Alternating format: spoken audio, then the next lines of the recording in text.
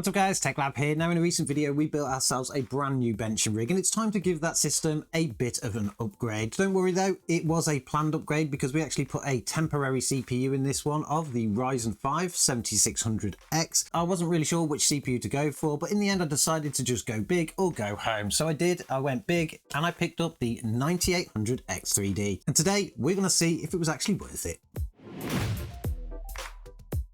So for those of you that do watch our videos, you will know that I recently built a new benching system and there was a few reasons for actually building this.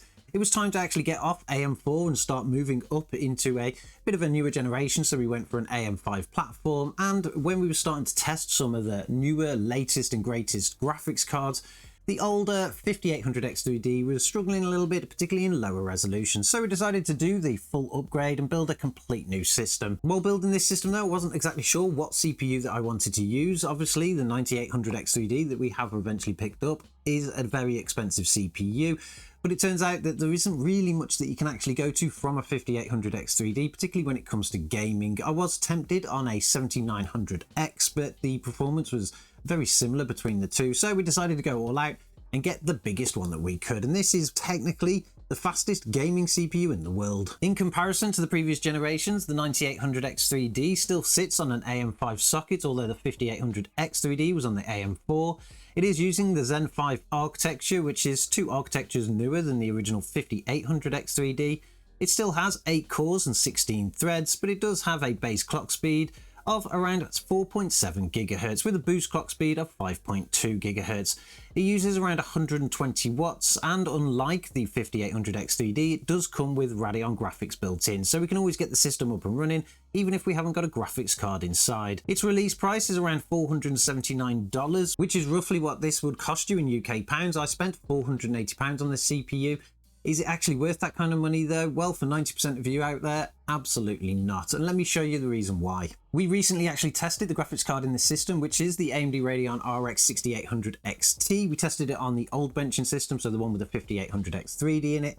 And to be honest, in 4K and 1440p, it was perfectly fine. But when you got to those lower resolutions, particularly 1080p, it really did show where the weakness of the older Ryzen processor was. Which is actually why I wanted to upgrade the system, because going forward we're going to get even faster graphics cards than this, and we know that people like to see all 3 resolutions tested, so it just made sense to kind of go a little bit newer. And I've actually put this graphics card back into the system with the 9800X3D to give it a little bit more of a test. Now when the 6800 XT was actually created, it was a 4K and 1440p graphics card, so retesting games at those kind of levels, and I would hope that people are buying this graphics card for those kind of resolutions, there isn't actually that much difference.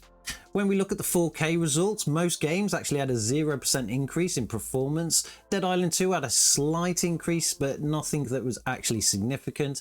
And then when we look at games like Red Dead Redemption 2 and Space Marine 2, we got a reasonable uplift here, but again, nothing that was an absolute game changer. So for 4K with a graphics card that is probably above average nowadays, you're not really going to see much of a difference between a 5800X3D and a 9800X3D. Pretty much the same picture when it comes to 1440p, although every game did have a slight increase this time, apart from Spider-Man Remastered, which is not the most demanding game out there.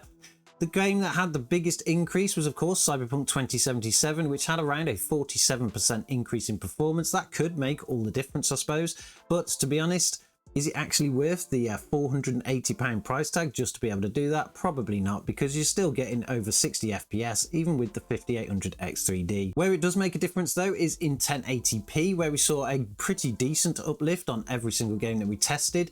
In Alan Wake 2, we saw a 19% increase in the average FPS. In Cyberpunk 2077, we saw a 7% increase.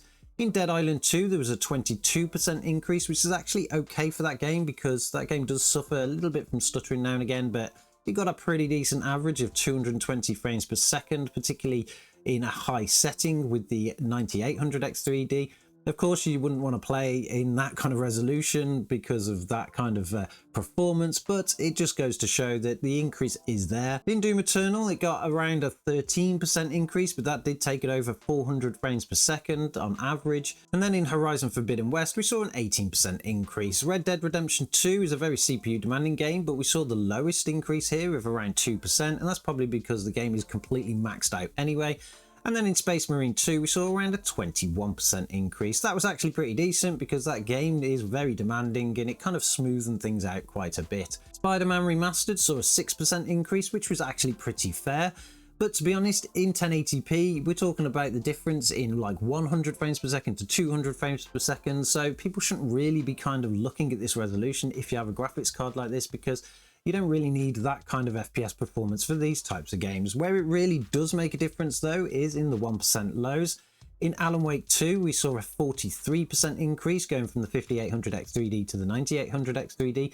That can actually make a world of difference because previously we were only averaging around 54 frames per second, which means the game would have been reasonably smooth, but boosting up to 77 frames per second means that it will actually play like butter. We saw a very similar picture on Cyberpunk 2077, where on the 1% lows we were originally getting 98 frames per second, with a 22% increase here of going up to 120 frames per second. Again, that can actually make all of the difference, particularly if you are trying to play at 120 FPS, so that's definitely going to make a very smooth gameplay. Dead Island 2 only saw a 6% increase on the 1% lows here, but again, that game is quite a stuttery game, so that would actually make the game much more smoother, so that's a great result there. And then in Doom Eternal, we saw a 14% increase in the 1% lows, going from 293 frames per second to 333. Of course, that game is going to play like butter on this system, and particularly with these components, but it's probably not something you would be playing on such high-end gear, particularly in 1080p. Horizon Forbidden West saw around a 9% increase on the 1% lows, which was again pretty decent. And in Red Dead Redemption 2, we saw an increase of around 30%. Again, because that game actually had a reasonably low 1% low there of 67 compared to the others anyway. That would actually make all of the difference when getting into the busy town-like areas, because it's going to be a little bit more smoother for everyone. Space Marine 2 saw a pretty decent uplift here of 34%, taking it from an average of around 59 frames per second on the 1% lows to an average of 79 frames per second. Again, in that game, because it's so CPU intensive, that will make all of the difference between a little bit of a stuttery game to something that will play very smoothly. And then in Spider-Man Remastered, we saw an increase of 38% on the 1% lows, taking it from 96 frames per second on average to 132. Again, that game does suffer now and again from little stutters, but of course with the 9800X3D, they've completely gone away, so you're going to get a pretty decent experience there. But the problem with this is that the biggest gains that you will get is in 1080p, which is perfectly fine for some people, but generally you shouldn't be playing at 1080p if you are spending £480 on a CPU. So who is the 9800X3D actually for? Well, there are a few use cases here. It isn't actually going to be worth it for the average gamer. If you are running something like a 6800 XT or below, or anywhere kind of around that range, and you're thinking of spending £480 on an upgrade of a CPU, I just wouldn't advise doing it, particularly if you have something around the level of a 5800 X3D. What you should be doing is actually selling your graphics card and buying something even better. For the £480 plus what you can get for a 6800 XT, you can easily pick up a 4070 Ti, you could pick up a 6900 XT, you could pick up a 7900 XT, so you're going to see much more improvement in your performance, particularly in those higher resolutions, by doing that than actually upgrading the CPU itself. But who is this actually for then? So there are a few use cases where the 9800X3D makes complete sense. For those of you with anything above the average graphics card, so anything from a 4080, 4090, 5080, 5090, you are going to see a significant difference going from something like a 5800X3D to a 9800X3D, and that's because the graphics card can now get more utilized and you're going to really be pushing those frames up. For anybody building a benching system like ours, because we need to take the CPU completely out of the equation when we're testing graphics cards, and this CPU being the fastest gaming CPU is the only way that we're going to be able to do it. Or for those of you that have that much money, you don't know what to do with yourself, so you might as well just buy the fastest CPU or the fastest gaming CPU in the world. So there we have it. Our bench rig has been upgraded with the fastest gaming CPU in the world, and it's going to work perfectly fine for us. I just wouldn't advise anybody out there that has an average graphics card going and picking one up. It's an absolute waste of money. Stick with what you've got or get something a little bit cheaper. You can pick up some pretty decent AM5 CPUs now for around £200. That would make a lot more sense, particularly if you're just wanting to go up to the next platform. Of course, even when we were testing this system, we do have all the benefits now of DDR5 and things like that, and that was all taken into account into those benchmarks. So there was very little movement on everything else, just upgrading the platform, even going for a CPU like this. So definitely think about it before you do anything like this, unless you have a specific use case, as I've said before. I'm going to be doing lots and lots of testing on this system, so don't forget to subscribe to the channel if you like the kind of content and you want to see us get some more graphics cards in here. We are looking at getting some faster things in than the 6800X3D, but we're also going to be picking up some older things, and that'll be quite interesting to see how well an older graphics card works against this platform. You won't want to miss that.